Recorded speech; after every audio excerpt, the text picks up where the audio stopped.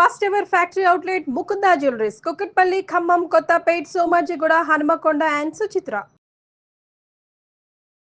మనదైన తెలుగు సంవత్సరంలోకి మనం ప్రవేశించాము. Cyber crimes పెరిగిపోయాయి. ఈ మధ్య బెట్టింగ్ యాప్స్ క్రైమ్స్ పెరిగిపోయాయి.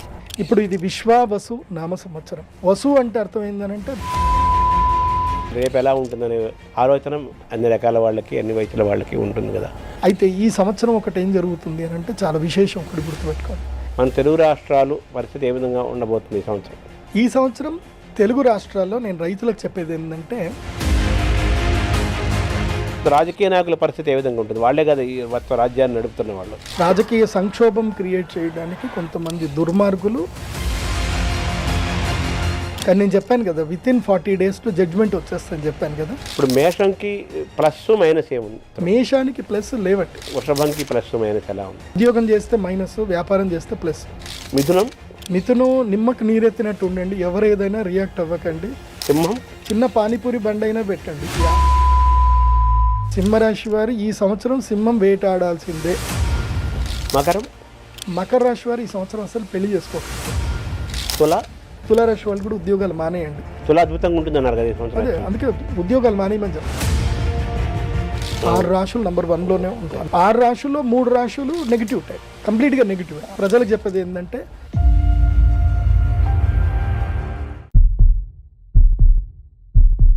నమస్కారం. మనతో పాటు ప్రదీప్ జోషి గారు ఉన్నారు. వారు జ్యోతిష్య శాస్త్రాన్ని అధ్యయనం చేసి నిత్యము ఉపాసనలో ఉంటూ అనేక మందికి మానసికమైన, శారీరకమైన ఆరోగ్యాన్ని, ధైర్యాన్ని, జీవితంలో ఏం చేయాలి, ఏం చేయకూడదు, ఎటువంటి ఫలితాలు, దుష్ఫలితాలు అన్నీ చెప్తూ, అలాగే గ్రహాల యొక్క కదలికల్ని వాళ్ళకి వివరిస్తూ వాళ్ళ ఆరోగ్యంగా, ఆనందంగా ఉండడానికి ప్రయత్నం చేస్తున్నారు. జ్యోతిష్యంని విశ్వసించి, నమ్మి ఆయన దాన్ని అధ్యయనం చేసి అందులోనే అంకితమై వారు జీవిస్తున్నారు. వారిని అడిగి ఈ జ్యోతిష్యం చుట్టూ ఉండే విషయాలని కొన్నిటినైనా తెలుసుకునే ప్రయత్నం చేద్దాం. నమస్తే. నమస్కారం. ముందుగా మనదైన తెలుగు సంవత్సరంలోకి మనం ప్రవేశించాము.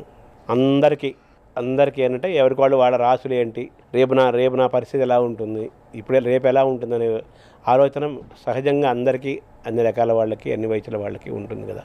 ముఖ్యంగా సింపుల్గా 12 రాశులు మనకు ఉన్నాయి కదా. ఈ 12 రాశులు ఒక్కొక్క రాశి వాళ్ళకి ఈ సంవత్సరం, మన తెలుగు సంవత్సరంలో ఎలా ఉంటాయో సూక్ష్మంగా డైరెక్ట్గా సూక్ష్మంగా అది అయిన తర్వాత మనం నెక్స్ట్ టాపిక్లోకి వెళ్దాం. శ్రీ గురుభ్యో నమః. శ్రీమాత్రే నమః. అచింత్యావ్యక్తరూపాయ నిర్గుణాయ గుణాత్మనే సమస్త జగదాధారమూర్తయే బ్రహ్మణే నమః. శ్రీకళ్యాణ గుణావహం రిపుహరం దుస్వప్నదోషాపహం గంగా స్నాన విశేష పుణ్యఫలదం గోదానతుల్యం నృణాం. ఆయుర్వృద్ధిదముత్తమం శుభకరం సంతాన సౌభాగ్యదం నానాకర్మసు సాధనం సముచితం పంచాంగమాకర్ణ్యతాం. ముందుగా ప్రేక్షకులందరికీ కూడా, గురుగారు మీకు కూడా, అందరు కూడా శ్రీ విశ్వావసు నామ సంవత్సర శుభాకాంక్షలు. నేను అందరి దగ్గర ఇంటర్వ్యూ చేయడం వేరు, శర్మ గారి ముందు ఇంటర్వ్యూ చేయడం వేరు. ఎందుకోసమంటే సాధారణంగా అందరి ముందు ఇంటర్వ్యూ అంటే వాళ్ళందరూ కూడా యాంకరింగ్ ఫీల్డ్లో, అంటే వాళ్ళ క్వశ్చన్ ఎలా వేయాలో మాత్రం తెలుసు. కానీ శర్మ గారి ముందు ఏమన్నా చెప్పాలి అని అంటే కుప్పిగంతలు వేసినట్టుగా ఉంటుందన్నమాట. ఎందుకోసమంటే వాళ్ళు సాక్షాత్తు సరస్వతి పుత్రులు, పెద్ద పెద్ద పండితులు, అవధాన సరస్వతులు అయినటువంటి మాడుగుల నాగఫణి శర్మ కానివ్వండి, తర్వాత ఇంకా చాలా పెద్ద పెద్ద పండితులు, తెలుగు రాష్ట్రాల్లో ఉండే అంతమంది పెద్ద పండితులు అందరినీ కూడా సూటిగా ప్రశ్నించగలిగే శక్తి సామర్థ్యం ఉన్నటువంటి మహాపండితులు. నిజంగా చెప్పాలంటే శర్మ గారితో ఇంటర్వ్యూ చేయడం నిజంగా నా అదృష్టం. ఎందుకోసమంటే ఆయన చేతులు ఎంతోమంది పెరిగారు. ఆయన ఇండస్ట్రీకి ఈ జర్నలిజం ద్వారా ఎంతోమందిని ఆయన పరిచయం చేశారు. ఆ పరిచయం చేసిన వ్యక్తుల్లో నేను కూడా ఒకడిని. నా లైఫ్లో నాకు మొట్టమొదటిగా నాకు టెలివిజన్లో నాకు ఎవ్వరూ ఛాన్స్ ఇవ్వలే. నాకు వచ్చి ఛాన్స్ ఇచ్చి ఫస్ట్ టాలీవుడ్ ఛానల్లో తారాబలం అనే ప్రోగ్రాంతో నాకు మొట్టమొదటిగా నాకు మీడియాలో అవకాశం ఇచ్చిన ఫస్ట్ వ్యక్తి. వారి ఆధ్వర్యంలో టాలీవుడ్ ఛానల్ నడుస్తున్నప్పుడు మెయిన్ వీరే అనమాట. ఎందుకోసమంటే వాళ్ళందరూ చైర్మన్లు, వాళ్ళు ఎలా సెలెక్ట్ చేస్తారు, సెలెక్ట్ చేయాల్సింది సరే కదా. అప్పుడు సారు కంప్లీట్గా CEO ఉండే, సరే సెలెక్ట్ చేసి నా టాలెంట్ని గుర్తించింది మొట్టమొదటి వ్యక్తి శర్మ గారు.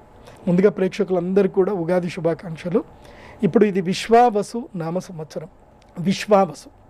విశ్వావసు అంటే ఇక్కడ మనం ఏం అర్థం చేసుకోవాలి? విశ్వ ఆవసు. ఇక్కడ వసు అంటే మనం అర్థం చేసుకోవాలి. వసు అంటే అష్టవసువులు. ఈ భూమికి అష్టవసువుల యొక్క అనుగ్రహముతోటి ఈ భూమిని వసుంధర అని మనం పిలిచాం.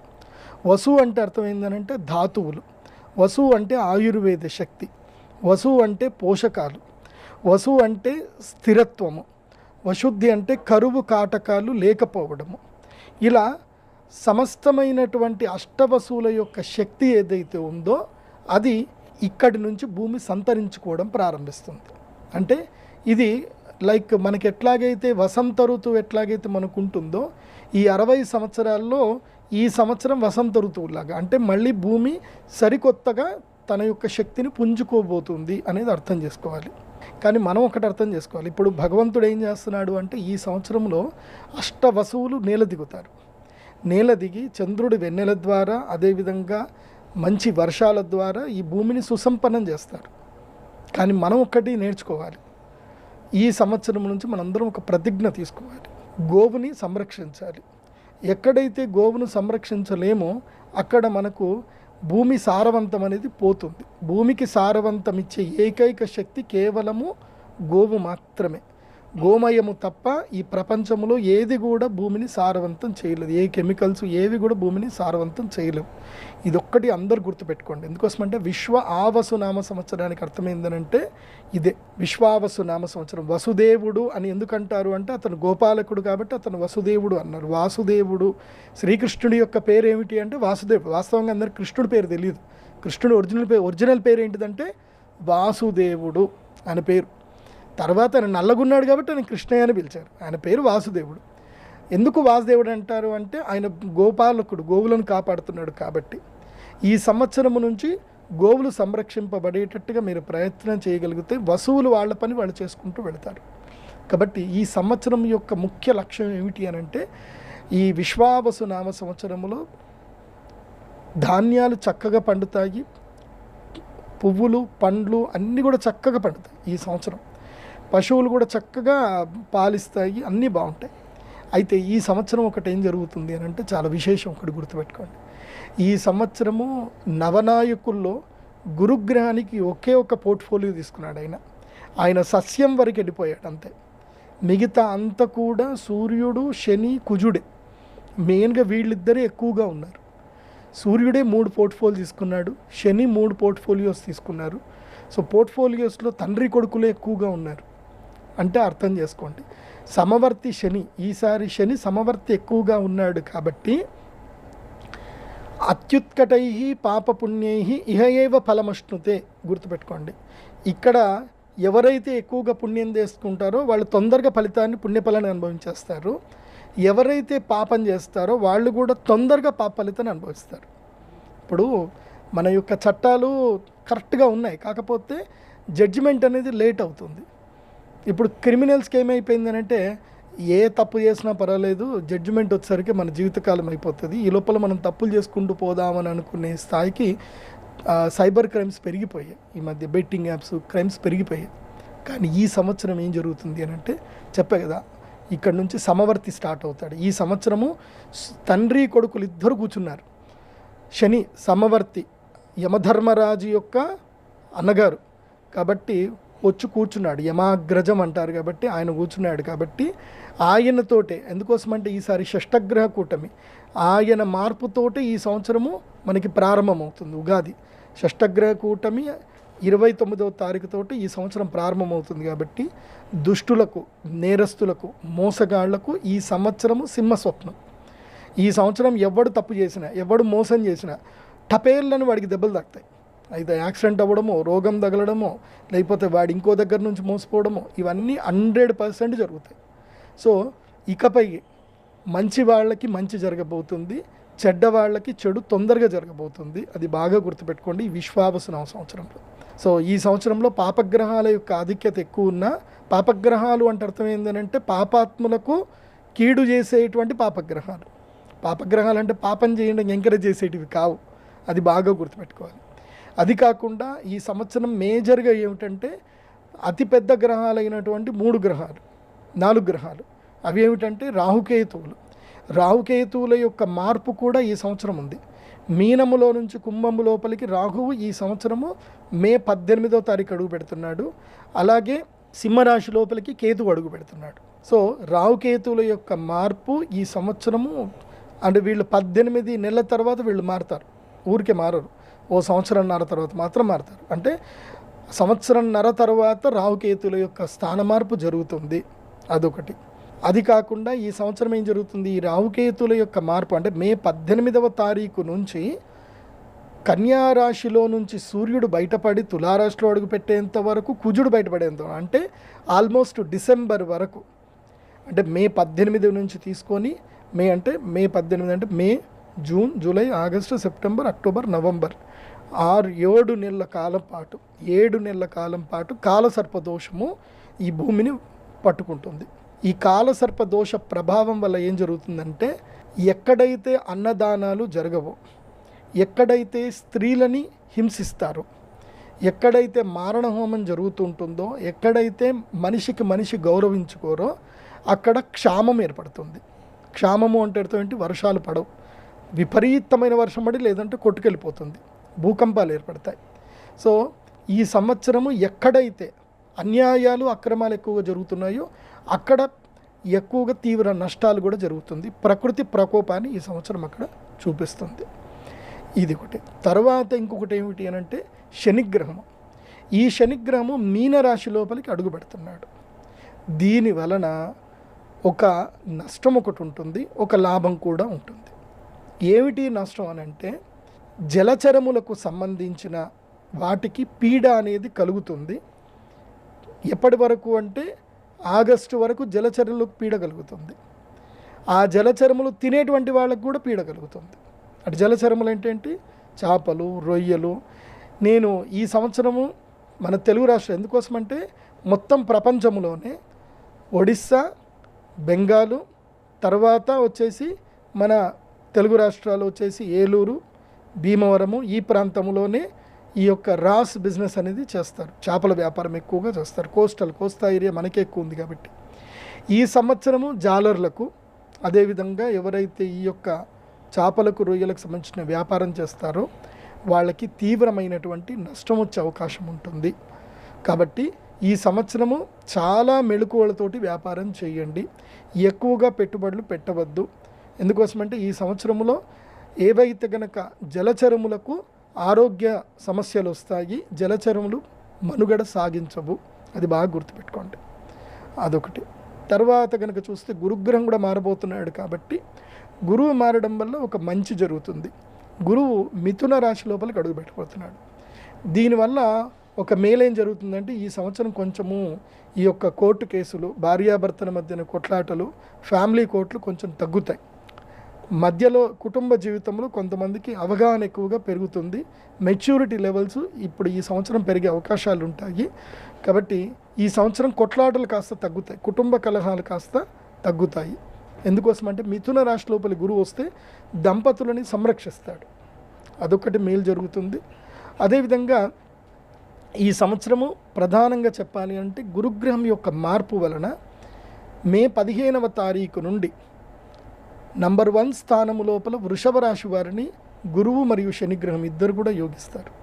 గురువు మరియు శని ఇద్దరు అనుగ్రహిస్తారు. కాబట్టి ఈసారి నంబర్ 1 పొజిషన్లో ఉన్న రాశి ఏమిటంటే వృషభ రాశి. నంబర్ 2 స్థానములో వచ్చేసి సింహరాశి. నంబర్ 2 స్థానములో వచ్చేసి మనకి తులారాశి వస్తుంది. తులారాశి వారికి ఈ సంవత్సరం మంచిది, బాగుంది నంబర్ 2 స్థానంలో. తర్వాత నంబర్ 3 స్థానంలో వచ్చేసి ధనుస్సు రాశి, ఆ తర్వాత సింహరాశి, ఆ తర్వాత కుంభరాశి, ఆ తర్వాత వచ్చేసి మకర రాశి. ఈ విధంగా టాప్ 6 పొజిషన్లో ఈ రాశులు వారు ఉన్నారు. మళ్ళీ చెప్తున్నాను, మిథున, తుల, ధనస్సు, కుంభం, సింహం, మకరం, ఈ 6 రాశులు ఈ సంవత్సరం టాప్ నంబర్ 1 to 6 పొజిషన్లో ఉన్నాయి. ఆ తర్వాత క్రమేపీ మేషం అన్నారు మీరు ఫస్ట్. మేషం కాదండి, మేషరాశి వారిది అయిపోయింది. ఈ సంవత్సరం నుంచి మేషరాశి వాళ్ళ ర్యాంక్ నంబర్ 1 నుంచి నంబర్ 12కి పడిపోతుంది, లాస్ట్కి వెళ్ళిపోతుంది. ఎందుకోసమంటే మేషరాశి వారికి ఈ సంవత్సరం మొదలై వేసివాసి యోగంతో మొదలైపోతుంది. మేషరాశి వారికి ఏం జరుగుతుంది అని అంటే ఏలినాటి శని ప్రారంభమవుతుంది. ఉగాదితోటే ఏలినాటి శని మేషరాశి వారికి ప్రారంభమవుతుంది. గురుగ్రహం కూడా మే 15వ తారీఖు తర్వాత తృతీయ స్థానంకి వెళ్ళిపోతాడు. కాబట్టి ఇంకా వాళ్ళకి ఇంక యోగించడానికి ఏం ఉండదు. ఇంకా 2.5 సంవత్సరాలు పీడ ఉంటుంది. గురువు అనుగ్రహించడు, శని అనుగ్రహించడు. కాబట్టి మేషరాశి వారు ఎంత క్వైట్గా ఉంటే అంత మంచిది. తిన్నామా, పడుకున్నామా, తెల్లారిందా, అంత ఉంటే మంచిది. తర్వాత వచ్చేసి అంటే మేషరాశి వారికి నెంబర్ 11 పొజిషన్లో ఉన్నారు. మే 15 తర్వాత నెంబర్ 12 పొజిషన్కి వెళ్ళిపోతారు. సో నెంబర్ 12 పొజిషన్లో ఉన్నది ఇప్పుడు ఎవరు అంటే మీనరాశి. సంవత్సరం మొదలుతోటి గ్రహణంతో మొదలవుతున్నారు, షష్టగ్రహ కూటమితో మొదలవుతున్నారు. కాబట్టి మీనరాశి వారికి అంటే మీనములకు అంటే చేపలకి, జలచరములకు చంచల స్వభావం కలిగినటువంటి మీనరాశి వారికి విపత్తులు తప్పవు, కష్టాలు తప్పవు. వీళ్ళకి అంటే ఒకటి గుర్తుపెట్టుకోండి, ప్రతి మనిషి కూడా తన జీవితంలో ఎప్పుడు ప్లస్ అవ్వాలని కోరుకుంటాడు. అది రాంగ్. అది ఒకసారి మైనస్ అవుతేనే మనం ప్లస్ అవుతాం. పులి ఏనుగుని చంపాలి అన్నా, ఏనుగు మీద దూకాలి అన్నా, ఒక పెద్ద లంఘనం చేయాలి అన్నా 4 అడుగులు వెనక్కి ఎత్తుంది. మనం చూడండి, మనం ఏదన్నా పరిగెత్తి ఏదైనా జంప్ ఎక్కువ చేయాలంటే ఒక అడుగు వెనక్కి పుష్ అయ్యి మళ్ళీ ముందుకెళ్తాం. అట్లాగే నెగిటివ్ టైం రావడము అనే దాని మీద చాలామంది నెగిటివ్ కామెంట్ చేస్తారు, గురువుగారు భయపెట్టేస్తున్నారు అని కామెంట్స్ పెడతారు. నెగిటివ్ చాలా మంచిది. ఎందుకోసమంటే నా జీవితంలో నేను చాలామందిని చూసా, వాళ్ళకి సాఫీగా జీవితం గడుస్తున్నంతసేపు వాళ్ళ జీవితంలో ప్రోగ్రెసివ్ రాలే. కష్టం వచ్చింది, బాధ కలిగింది, ఏకాంతంలో పడిపోతారు. ప్రపంచం వాళ్ళకి పరిచయం అవుతుంది. వెనువెంటనే వాళ్ళు ఎక్కడున్నారు అని వాళ్ళకి తెలుస్తుంది. వాళ్ళ పొజిషన్ ఏంది, వాళ్ళ ప్లేస్ ఏంది, వాళ్ళు ఏం చేయాలి, వాళ్ళు ఎక్కడ ఏ స్థాయిలో ఉన్నారని తెలుసుకొని ఎదగడానికి సమయం తీసుకుంటుంది. ఆ సమయమే చాలా మంచిది. నేను అందుకే చెప్తాను, మనకి మంచి మిత్రుడు ఎవరు అంటే మనల్ని ఆపదల్లో కాపాడేటువంటి వాడు, అదేవిధంగా వ్యసనంలో కూడా మనల్ని ఏం చేసేటువంటి వాడు అంటే తిట్టేటువంటి వాడు. మనం తప్పు చేస్తే నిర్మోహమాటంగా తిట్టి మనని ఆపేటటువంటి వాడే నిజమైన స్నేహితుడు. అట్లాగే అలాంటి స్నేహితుడు ఎవరు అంటే శనిగ్రహమే. శని ఏం చేస్తాడు అంటే ఏలినాటి శనిలో ఇప్పుడు ఏలినాటి శని 7.5 సంవత్సరాలు ఉంటుంది. బేసిక్గా ఫస్ట్ 2.5 సంవత్సరాలు ఏం చేస్తాడు అంటే పూర్తిగా అన్నీ లాగేసుకుంటాడు. ఇంకా అహంకారం తెప్పిస్తాడు, కోపం తెప్పిస్తాడు, మదం తెప్పిస్తాడు. ఆ మదముతో నువ్వు విచిత్రంగా ప్రవర్తిస్తావు, ఉన్నవన్నీ పోగొట్టుకుంటావు, అయిపోతుంది. మిగతా 2.5 సంవత్సరాలు నిన్ను కరువులో పెడతాడు. ఎంత కరువులో పెడతాడు అంటే నువ్వు ఎవరిని వెళ్ళి మాట్లాడించినా, సొంత అన్నదమ్ముల్ని అడిగినా, సొంత స్నేహితుడిని అడిగినా, అమ్మ నాన్న కూడా నీకు హెల్ప్ చేయరు. ఆ స్థాయికి నేను ఎవరు చేయని కూడా ఒంటరిని చేసేస్తాడు. 2.5 సంవత్సరాలు, 5 సంవత్సరాలు అయిపోతుంది. ఈ 5 సంవత్సరాల్లో నీకు జీవిత పాఠాలు నేర్పించేస్తాడు. లాస్ట్ 2.5 సంవత్సరాల్లో నువ్వు ప్రోగ్రెసివ్ అవ్వడానికి మోటివేట్ చేస్తాడు. ఆ 2.5 సంవత్సరాలు నువ్వు ప్రోగ్రెసివ్ అయ్యి మోటివేట్ అయితే తర్వాత జీవితం యొక్క విలువలు తెలిసిపోతాయి, మాట తీరు మారిపోతుంది, చేత మారిపోతుంది, అహంకారం తగ్గిపోతుంది. ఎక్కడ తగ్గాలి, ఎక్కడ నెగ్గాలి, ఎక్కడ అరవాలి, ఎక్కడ ఇచ్చేయాలి, ఈ విచక్షణ అనేది శని నేర్పిస్తాడు. ఇలా శని జీవితంలో ప్రతి ఒక్కరికి 3 సార్లు వస్తాడు. అలా మేషరాశి వారికి యుక్త వయసులో ఉండేటువంటి వాళ్ళకైతే అంటే ఎవరికైతే 30 ఏళ్ళు దాటుతాయో వాళ్ళకి ఇది 2వసారి వస్తున్నట్టు. సో ఇప్పుడు ప్రపంచం మీకు పరిచయం చేయిస్తాడు. నిజంగా చెప్పాలంటే మన జీవితము 30 ఏళ్ల తర్వాతనే వచ్చేది మన జీవితం. 30 ఏళ్ల వరకు మనమంతా ఒక మాయలో ఉంటాం. అప్పటి వరకు చదువని, అప్పటి వరకు ఏదో ఉద్యోగమని, అప్పటి వరకు ప్రేమలని, తర్వాత పిల్లలని, ఈ మాయలో ఉంటాం. ప్రేమలు, పిల్లలు, కామము, ఆ క్షామము అన్నీ పోయిన తర్వాత మిగిలేది ఏముందిరా జీవితంలో ఏం సాధించామంటే ఏముండదు. అప్పుడు తెలుస్తుంది వాస్తవం, real life. So 30th year నుంచి 50th ఇయర్లోనే రియలిస్టిక్ లైఫ్ అనేది మనకు తెలిసేది. సో మాయ అంత పోతుంది, జీవితం అంటే ఏంది అనేది అక్కడనే తెలుస్తుంది. అప్పటి వరకు ఏదో మాయలు ఉంటాం, అప్పటి వరకు అమ్మ నాన్న చూసుకుంటారు. అది 30 ఏళ్ళు దాటిన తర్వాత ఎవరు చూడరు. సో 30 ఏళ్ళ నుంచి 50 ఏళ్ల మధ్యన ఉండేటువంటి మేషరాశి వారికి ఇది గుణపాఠాలకు సంబంధించిన కాలం. కాబట్టి యాక్సెప్ట్ ద లైఫ్. నేను మేషరాశి వారికి చెప్పేది ఏంటంటే, మీరు గురుగారు ఏదో భయపెట్టిచ్చేస్తున్నారు, అయిపోయింది, ఈయన ఏదో చేసుకుందాం అనుకుంటే మీ మూర్ఖత్వం. లైఫ్ని ఇప్పుడు యాక్సెప్ట్ చేయడం నేర్చుకోండి మేషరాశి వారు. మీనరాశి వారు learn how to be the life, ఎలా ఓవర్కమ్ చేయాలి అనేది మీనరాశి వారు నేర్చుకోండి. మెయిన్ ఏంటంటే మీనరాశి వారికి ఇట్స్ టైమ్ టు క్రై, విపరీతంగా ఏడ్చేస్తారు. గుండెల మీద ఉంటాడు శని, ఏడిపించేస్తాడు. ఇష్టమైన వాళ్ళని దూరం చేస్తాడు, బాధపడతాడు. కాబట్టి మీనరాశి వారు ఓపికగా ఉండండి. ఎందుకోసమంటే ఉత్సవే వ్యసనే చైవ దుర్భిక్షే రాష్ట్ర విప్లవే సంగ్రామే సంకటశ్చైవ మిత్రం తం సముపార్జయేత్ అని శాస్త్రం చెప్తుంది. అంటే నీకు ఉత్సవం అంటే నీకు మంచి సమయంలోను కష్టములోను అన్ని సమయంలో ఉన్నవాడే నీకు మిత్రుడు. అది నీకు ఇప్పుడు తెలుస్తుంది. రియల్ ఫ్రెండ్ ఎవరో ఇప్పుడే తెలుస్తుంది. నీకు డబ్బులు ఉన్నప్పుడు నీతో తిరిగేవాడు నీ ఫ్రెండ్ కాదు. నీకు కష్టం వచ్చినా నీకు ఏ సమయంలో నీతో ఉండేవాడే ఫ్రెండ్. అందుకే మిత్రుణ్ణి ఆపదల్లో పరిశీలించాలి, భార్యని డబ్బు లేనప్పుడు పరిశీలించాలి. నీ దగ్గర డబ్బు మొత్తం పోయినా కూడా నీతోటే ఉంది అనుకో, ఆవిడ నీకు నిజమైనటువంటి సహధర్మచారిణి. నీ దగ్గర డబ్బు లేదు ఇంకా అయిపోయింది అని నిన్ను వదిలేసి వేరే సంబంధాలు పెట్టుకుంది అని అంటే ఆవిడ నీకు నిజమైన ధర్మపత్ని కాదు అని అర్థం. సో ఒకవేళ ఇప్పుడు మీన రాశి వారికి కొన్ని అట్లాగే తెలుస్తాయి. ఎందుకోసమంటే జన్మక్షేత్రం లోపలికి శని వచ్చి రాగానే మనకి నిజ రూపాలు చూపించేస్తాడు. కానీ తట్టుకునే శక్తి రావాలి. నిజ రూపాలు కనిపిస్తాయి, మీ ఆత్మీయుల యొక్క నిజ రూపాలు కనిపిస్తాయి మీన రాశి వారికి. కానీ అది నువ్వు తట్టుకోవాలి. చాలామందికి నిజం అంటే ఇష్టం, నిజం కావాలని కోరుకుంటారు, కానీ నిజాన్ని భరించలేరు కదండి. నిజాన్ని చేదుగా ఉంటుంది, నిజాన్ని భరించలేరు. ఇప్పుడు కుంభరాశి వారికి, మీనరాశి వారికి, మేషరాశి వారికి నిజాలు కనిపిస్తాయి, కానీ కర్ణ కఠోరంగా ఉంటాయి, భరించలేరు, ఏడ్చేస్తారు, కింద పడి గిలగిలి కొట్టుకుంటారు. సో నేను చెప్పేది ఏంటంటే మీరు ఎంత విచక్షణతో ఎంత కంట్రోల్డ్గా ఉంటే మీ అందరికీ అంత మంచిది ఈ 3 రాశుల వారు. ఇంకా మిగతా రాశులు అంటారా, కర్కాటక రాశి వారు చెప్పుడు మాటలు వినడం తగ్గించుకోండి. స్వీయ నిర్ణయాల వైపు ముందుకు ప్రయాణం చేయండి కర్కాటక రాశి వారు. అదేవిధంగా కన్యా రాశి వారు బిజినెస్ టూర్లు ఎక్కువగా చేయండి, సరికొత్త వ్యాపారం గురించి ఆలోచించండి. కన్యా రాశి వారు ఇంట్లో ఉండకూడదు. ఎప్పటి వరకు అంటే మే నుంచి మొదలు దసరా నవరాత్రులు మొదలయ్యేంత వరకు కన్యా రాశి వారు ఇంటి బయట ఎక్కువగా ఉండాలి. అన్ని బిజినెస్ టూర్లు ఎక్కువగా చేయండి కన్యా రాశి వారు. ఎందుకోసమంటే కన్యా రాశి వారికి 2 నెలల కాలం లక్ టైం ఉంది. కన్యా, వృశ్చికం, మకరం, కర్క ఈ రాశి వాళ్లకు ఒక 2 నెలల కాలం అదృష్టకాలం అయితే వస్తుంది. మెయిన్గా చెప్పాలంటే కర్క, మకర, వృశ్చిక రాశి వాళ్ళకు మాత్రం లక్కీయెస్ట్ టైం వస్తుంది. 2 నెలలు మాత్రమే వస్తుంది. ఆ 2 నెలల లోపల మీరు ఎస్టాబ్లిష్ అయిపోవాలి. బాగా గుర్తుపెట్టుకోండి. ఈ విశ్వావసు నామ సంవత్సరం మాత్రం 48 డేస్ డ్యూరేషన్ సమయం. నువ్వు మంచి చేసినా 45 రోజుల్లో నీకు తిరిగి కొట్టేస్తుంది, నువ్వు చెడు చేసినా 45 రోజుల్లో తిరిగి కొట్టేస్తుంది. అదే విశ్వావసు నామ సంవత్సరం యొక్క గొప్పతనం. ఇది బాగా గుర్తుపెట్టుకోండి. అంటే ఈ 12 రాశులు చెప్పారు కదా మీరు, 12 రాశులు 3 చెప్పారు. మొట్టమొదటి 3 రాశులు చాలా ఇబ్బందుల్లో ఉంటాయి, తర్వాత 3 రాశులు యావరేజ్గా ఉంటాయా?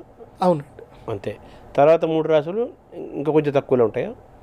అంటే నంబర్ 1 లాభ నష్టాలు కష్ట సుఖాలు నంబర్ 1లో అయితే కనుక చెప్పాను కదా సార్, 6 రాశులు నంబర్ 1లోనే ఉంటాయి. నంబర్ 1 to 6 6 రాశులు. సో ఈ 6 రాశులకి ప్రోగ్రెసివ్ టైమే. 6 రాశుల్లో 3 రాశులు నెగిటివ్ టైం, కంప్లీట్గా నెగిటివ్. 80 to 100% నెగిటివ్ ఉంటుంది. సో 50 to 70% పాజిటివ్లో నెగిటివ్లో ఉంటారు. సో వాళ్ళు ఎవరు అంటే చెప్పాయి కదా, కన్య, కర్క, తర్వాత వచ్చేసి ఈ మకర రాశి వాళ్ళు, వృశ్చిక రాశి. అవన్నీ బాగుంటాయి.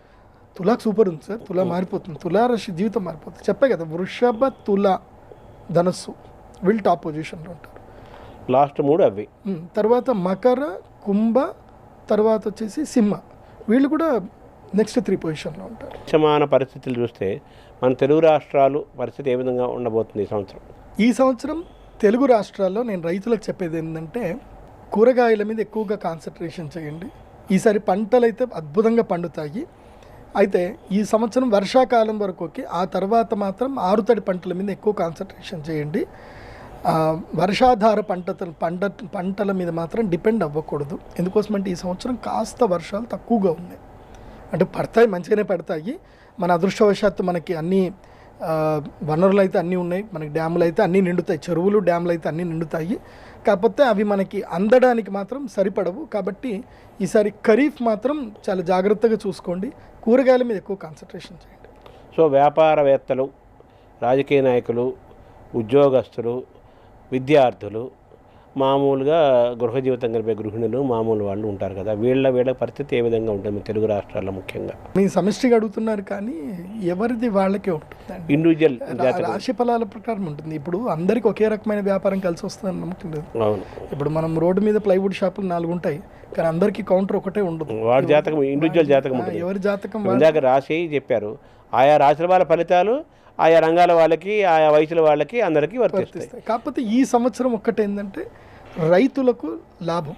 ఈ సంవత్సరం రైతులకు మాత్రం లాభదాయకం ఉంటుంది. రాజకీయ నాయకుల పరిస్థితి ఏ విధంగా ఉంటుంది? వాళ్ళే కదా ఈ మొత్తం రాజ్యాన్ని నడుపుతున్న వాళ్ళు, వాళ్ళది ఎలా ఉంటుంది మన తెలుగు రాష్ట్రాల్లో? ఏముండదండి, పొలిటికల్ డ్రామాస్ అయితే నడుస్తూనే ఉంటాయి. కానీ ఈ సంవత్సరంలో మాత్రం ఈ యొక్క మత కలహాలు ఎక్కువగా పెరుగుతాయి. మత కలహాలు మాత్రం ఉంటాయి. రాజకీయ సంక్షోభం క్రియేట్ చేయడానికి కొంతమంది దుర్మార్గులు మత కలహాలను అయితే కావాలని సృష్టిస్తారు. కానీ నేను చెప్పాను కదా, వితిన్ 40 daysలో జడ్జ్మెంట్ వచ్చేస్తుందని చెప్పాను కదా, ఎక్కడిదక్కడ సెటిల్ అయిపోతుంది కానీ జరగదు. నేను ఒకటి ప్రజలకు చెప్పేది ఏంటంటే, రూమర్స్ నమ్మకండి. మతాలని రెచ్చగొట్టి ఎంజాయ్ చేసేవాడు పైన ఉంటాడు, వాడు మాత్రం వాళ్ళు ఇద్దరు ముచ్చట పెట్టుకుంటారు, డార్క్ రూమ్లో మందేస్తారు, కానీ మనల్ని రెచ్చగొడతారు. కాబట్టి రూమర్స్ అస్సలు నమ్మకండి. మతాల చిచ్చు జోలికి ఏ జనాలు వెళ్ళకండి. ఈ మంచి వాళ్ళకి ఈ సంవత్సరం అంతా మంచి జరుగుతుంది, ఉంటుంది. చెడ్డవాళ్ళందరికీ పనిష్మెంట్ ఉంటుంది. వరాలు శాపాలు వాళ్ళ వాళ్ళ వాళ్ళ మనస్తత్వము వాళ్ళ ధర్మము అధర్మం మీద ఆధారపడటానికి ఎక్కువ అవకాశం ఉన్న సంవత్సరం ఇది. అంతే కదా, ఒక వార్తలో చెప్పాలంటే విశ్వావసు నామ సంవత్సరంలో 100%. ఎందుకోసమంటే రాజైనటువంటి సూర్యుడు గ్రహరాజు, అవును, ఆయన్నే రాజయ్యాడు. కాబట్టి ఇంకా రాజకీయము లోపల సూర్యుని మించినటువంటి వాడు ఉండడు. అందుకోసమంటే రాజకీయ యోగం రావాలి అన్నా, ప్రభుత్వం నడిపించాలన్నా జాతకంలో సూర్యుడు బాగుండాలి. సూర్యుడు బాగా ఉంటేనే జరుగుతుంది. కాబట్టి సూర్యుడు ఈసారి రాజయ్యాడు కాబట్టి పరిపాలన అద్భుతంగా ఉంటుంది ఈసారి. ఇప్పుడు మేషంకి ప్లస్ మైనస్ ఏముంది ఈ సంవత్సరం? మేషానికి ప్లస్ లేవండి ఈ సంవత్సరం, అంతా మైనసే. అంటే నెగిటివ్స్ ఎక్కువగా ఉన్నాయి. ప్లస్ అంటే ఏం లేదు, జీవితం కంటికి కనబడ్డమే ప్లస్, వాస్తవాలు కనబడ్డమే ప్లస్. దాన్ని యాక్సెప్ట్ చేయగలిగితే ప్లస్, యాక్సెప్ట్ చేయకుండా బాధపడిపోయి ఏదో అయిపోయింది అని చెప్పి బాధపడితే మాత్రం, కింద పడిపోతే మాత్రం మైనస్. అలాగే వృషభంకి ప్లస్ మైనస్ ఎలా ఉంది?